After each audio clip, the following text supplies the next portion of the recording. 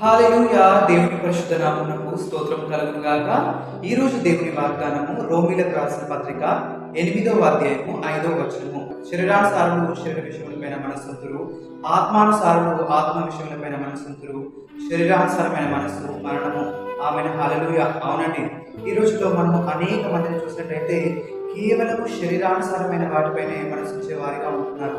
అంటే ఏం తిందుమో, ఏం త్రాగుదుమో, ఏం ధరించుకుందుమో అని చెప్పి వీటి గురించి ఆలోచించే వారిగా ఉంటారు. కానీ ఆత్మానుసారమైన మనసు కలిగి జీవించే వారిగా ఉండండి.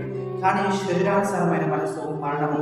ఎందుకంటే ఈ శరీరానుసారులు ఎలా ఉంటారంటే వీరిలో దేవుని వాక్యం ఉంటుంది, దేవుని గురించి ఆలోచన ఉండదు. వీళ్ళు దేవునికి ఎంతో దూరంగా జీవించే వారిగా ఉంటారు. కాబట్టి దేవుని కాపుదల వీరికి ఉండదు. కాబట్టి వీళ్ళకు మరణం అనేది ఏ క్షణంలో సంభవిస్తుందో తెలియదు. కానీ ఎవరైతే ఆత్మానుసారమైన మనసు కలిగి జీవించారు ఉంటారో వారు ఏం తిందుమో, ఏం తాగుమో, ఏం ధరించుకుందామో అనే ఆలోచన కాకుండా ఎప్పుడు వారి తలంపులు, వారి ఆలోచనలన్నీ దేవుని గురించే ఉంటాయండి. మేము దేవునితో ఎలా సంబంధం కలిగి జీవించాలని చెప్పి ఆలోచించే వారిగా ఉంటారు.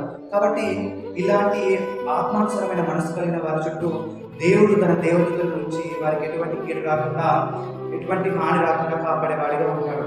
కాబట్టి ఈరోజు మీకు ఒక ప్రశ్న, మీరు ఆత్మానుసారమైన మనసు కలిగి జీవించే వారిగా ఉన్నారా, లేకుంటే శరీరానుసారమైన మనసు కలిగి జీవించే వారిగా ఉన్నారా? మిమ్మల్ని మీరు ఒకసారి పరీక్షించుకోండి. God bless you.